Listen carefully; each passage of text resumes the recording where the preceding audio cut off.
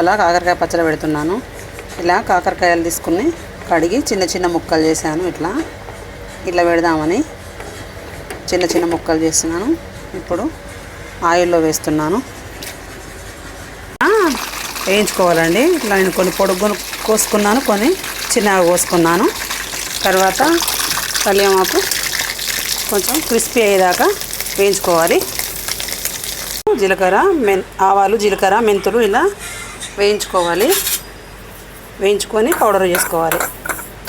కారపొడి, ఉప్పు, జీలకర్ర, ఆవాలు, కళ్యామాకు కొంచెం వేయించుకున్నానండి. వేయించుకున్నది నేను ఇందులో వేసుకొని మిక్సీ పట్టుకున్నా. ఎల్లిపాయ ఇలా మిక్సీ పట్టుకోవాలి. ఇలా అన్నింటినీ మనం కలుపుకోవాలి. ఇట్లా అంతా కలిసేటట్టు ఒకసారి మంచిగా కలుపుకోవాలి. నిమ్మకాయ ఒక్క పిండుకోవాలి.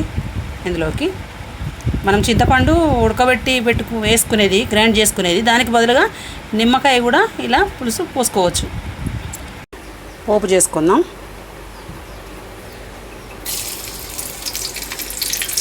ఎల్లిపాయలు వేగాయి, జీలకర్ర, ఆవాలు వేసి బంద్ చేసుకోవాలి. ఇప్పుడు మనం పోపు వేసుకున్నాం కదా, ఈ పోపు చేసుకున్నాక ఈ కాకరకాయ వక్కలు ఇవన్నీ మనం కలుపుకున్నది ఇందులో వేసుకోవాలి. వేసుకొని మంచిగా ఇలా వేడి వేడి కాకరకాయ పచ్చడి ready. Please subscribe my channel, like and share. Like చేయండి.